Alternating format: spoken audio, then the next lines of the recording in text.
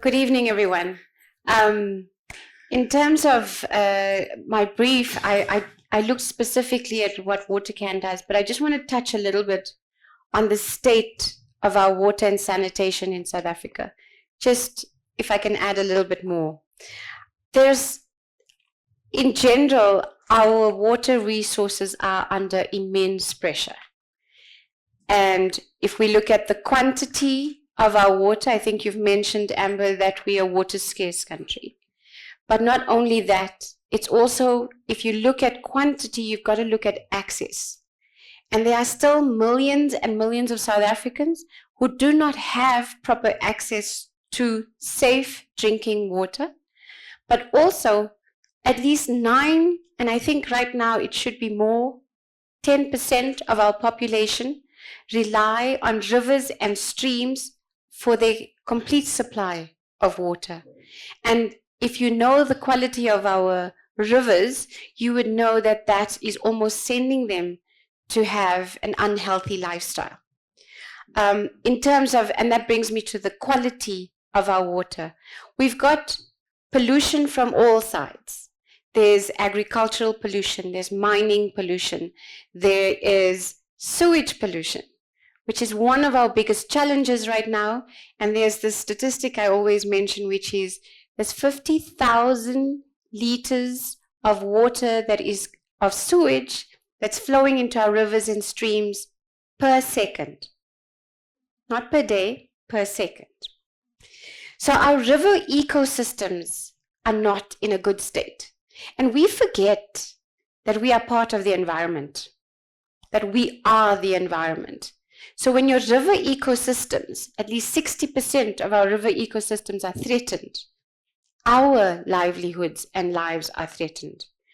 We have climate change, and we tend to talk about climate change as if it's a side issue, like I'm ticking the box, yes, climate change.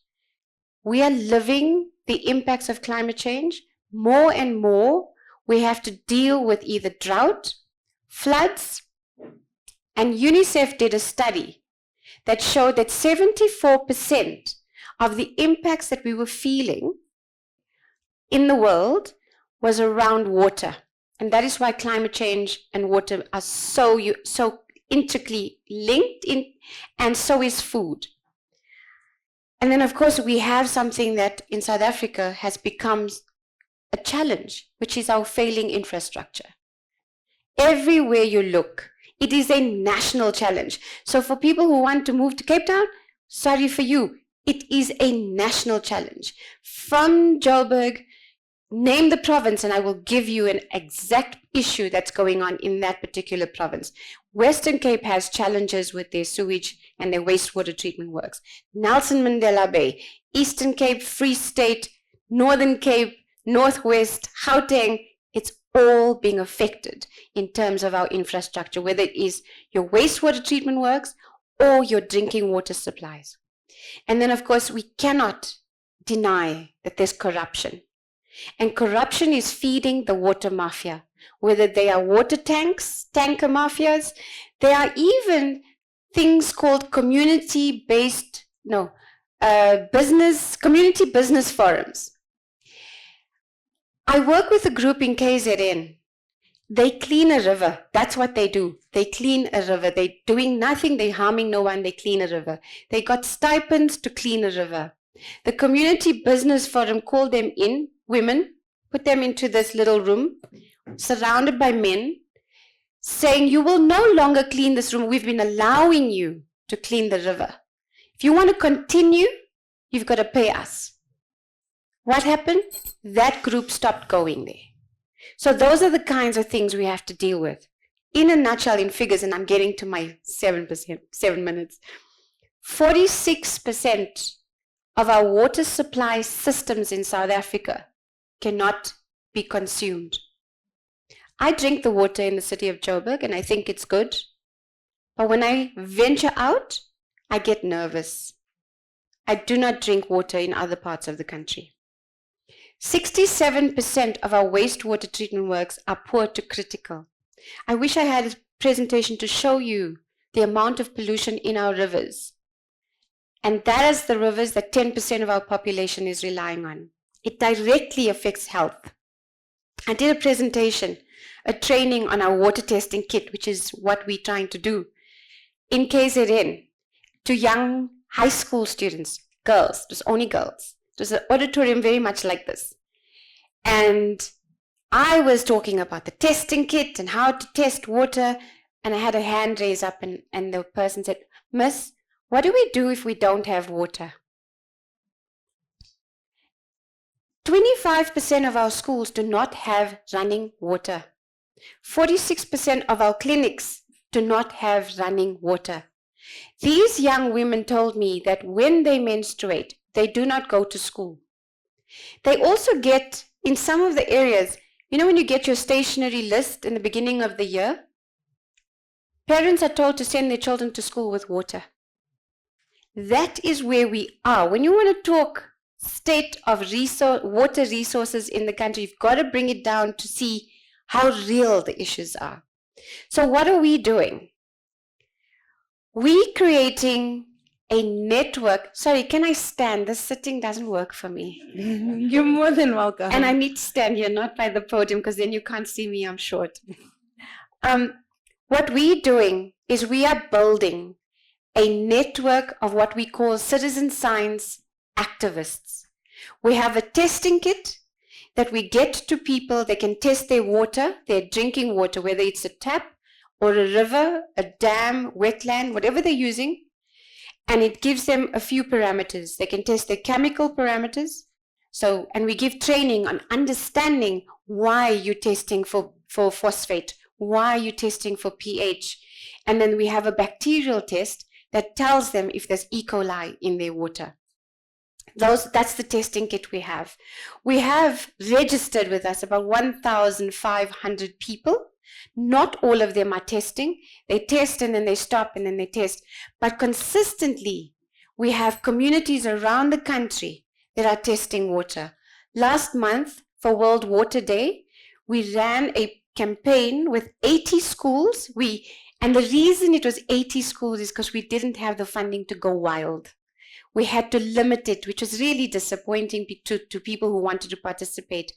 80 schools, 5 provinces, where people tested their water. We are now analyzing the results, and we will be looking at and sharing that publicly when we get it. So that's what we do. We test water, and when we also train people that, so what, you test water, you know your water's dirty, then what? How do you take it forward? How do you engage with your counselor? Don't go and just burn the tire or bang his door down or shout at him on WhatsApp, because that's what happens, right? How do you engage your counselors to become part of the solution? So we work with that. Then if that doesn't work, and trust me, there are many parts of the country where municipalities just don't listen to people. So we call on the media. And we've had a case like this in KZN as well, where a community did not have running water in their taps for 2 years. They then said people were getting sick. So they were relying on a river. We sent testing kits through an organization, The Right to Know, to help them test their water. Their water was completely polluted. And if people don't know, that's when they're going to drink water and get cholera, because you know with sewage, you're going to get all kinds of other pathogens, right? It's not just E. coli in sewage.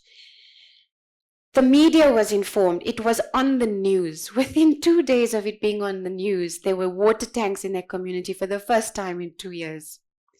After about 3 weeks, the taps were running again. But if you don't have active citizens on the ground, you have to keep monitoring. 3 weeks later, again, the water was gone. So people go back to the rivers. And that's the challenge. We have to build active citizens at a grassroots level. So one of the other things we do in urban areas is we get people to report, because we need to stop wasting water. We waste at least 47.4% of our water is regarded as non-revenue water. In Joburg, 25% of our water is being lost through leaks. 25%. And we pay for it, right? Because they buy it from Rand Water, but it's lost immediately through leaks. So we get people like yourselves to monitor the leaks, report the leaks. We're trying to get people to be active citizens and not lose hope. Because what we find is people say, nothing's going to happen. So why must I even bother? You have to keep reporting because there are organizations, there are activists that need you to give a reference number so we can follow up. And that's what we do. We report leaks, report the sewage manholes, overflowing manholes. And by the way, that is another complex situation.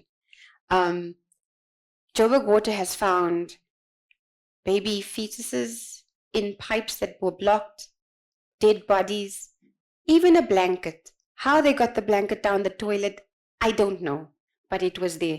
I was told it was because it was near prison. So they do that to block the toilets and then create a little bit of chaos. The other thing is we are finding more and more no water supply. So intermittent supplies. And in different areas. Before, it was a lot of the lower income areas were being very hard hit. They were living with this for years.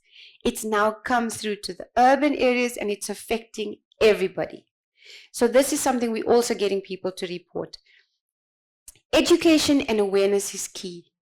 There are so many people that don't understand how bad our water situation is and how important it is to save. We must not save only when we don't have. We have to save now when we do have. We have to increase our advocacy, and these are all the kind of things we're doing to create the awareness. And when I say advocacy, yes, we're activists, and yes, I do protest, but we also believe in engaging. So we will be on the Department of Water and Sanitation has a Gauteng provincial water security group, as well as, if you've followed the news on water, the president about 2 months ago, he came in and said water is going to be a focus area in Joburg. And we have set up, well, they have set up a presidential committee on water. And we are part of that as civil society. But that doesn't mean we must go into those committees and those meetings and forget while we're there, because that happens often. We need to keep challenging. We need to keep them on their toes. It's because of active citizens that these kind of committees are happening. And then, of course, there's a role for everyone, and I'm almost done. There's a role for everyone. At a household level, we can save water. But I have to say this. We have to start thinking about new ideas of how we are going to be dealing with water and our relationship with water. Is it okay for a whole suburb, for every household to have a swimming pool? In a country that is water scarce and we're running short of water, we have to rethink that kind of behavior. In terms of youth, we need to get youth fired up and motivated to save water and to become water warriors. We don't have enough. In terms of farmers, how do we change from big scale farming to smaller scale farming, decentralized and using smarter ways of agriculture? The same goes for industries. Industries can be sometimes the leaders in many of what we're doing.